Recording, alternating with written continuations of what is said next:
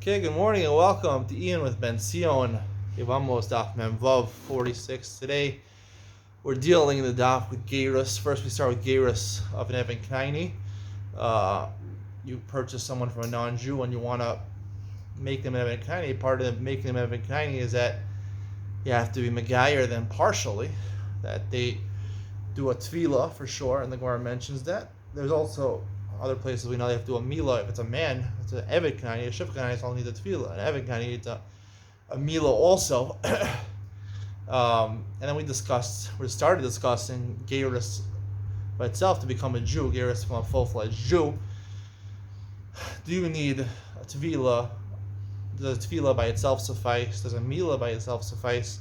Or do you need a tefillah and a milah? I want to just start discussion and link the two over here. Is that everybody knows the halacha is that Eved Knaini, even though he's a man, he's only mechuyev in mitzvahs. The Gemara learns in other places that la. We learn Gzeira Shava that just like a woman is only commanded in certain mitzvahs, for example, mitzvahs eseish mangrama, time-bound mitzvahs, you have to do them at a specific time. Women are not obligated. So to an Eved Knaini, a shifra knainis, they're not obligated in these mitzvahs. Even a man, Eved Knaini, you're not obligated in the mitzvahs of a man, even though you're technically Jewish. You're a Jewish slave. You're Eved Knaini. You did a milah and tefillah, but you're only obligated like a woman. Is that what's the significance of that? So I'd like to suggest that the Gemara doesn't even talk about milah of an Eved Knaini. It is necessary. We know in other places you need to do a milah, but I'm wondering how necessary the milah is by Eved Knaini. Even if you hold, like the Gemara seems to hold the end, that you need, in order to become a Jew, a full-fledged Jew, you need a milah and a tefillah if you're a man. By an Eved Knaini, even though you're a man, the milah would not necessarily be necessary, because all the tefillah, we know by a woman who wants to become a Jewish, a Giores, all she has to do is do a tefillah. There's no concept of milah by her.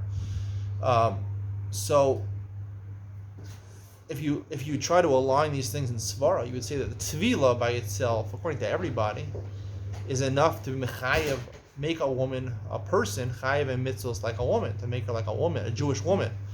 So Eved Knaini wants to have a tefillah, if it works for Jewish women, so therefore an Eved Knaini, the maximum amount of yadus that he could have is to be chayiv and mitzvahs like a woman, so therefore the tefillah is sufficient. That's why the Gemara only talks about the tefillah. Milah of Eved Knaini is maybe relevant to other halachas about whether he could eat the Korban Pesach, or the person who owns it could eat the Korban Pesach. Zavadim have to be mold to do a Korban Pesach, but it's not significant in terms of actually becoming a Jew.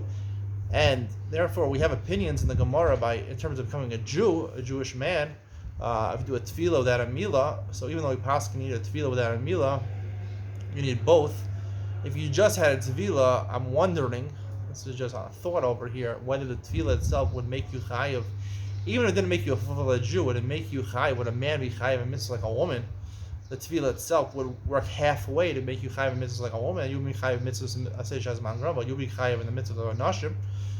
I mean, what's the raya? The raya is from a woman. To become a giores, a full-fledged Jewish woman, all you need is a tefillah. So if it works for a woman, why shouldn't it work for a man? Even according to Mandam, where he says you need a tefillah and a milah for a man, maybe the tefillah itself would work halfway.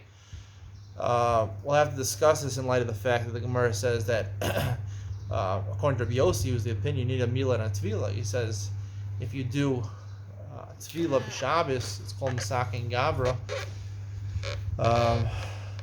He says it's called Misakin Gavra. Maybe that's only because we're talking about he had a milah, and now the tefillah works to make him chayiv like a man. Actually works to add on something, because without a milah it's meaningless. So the tefillah makes him a fully Jewish man. But what about the other way, where the tefillah was first? Would he answer that on Shabbos?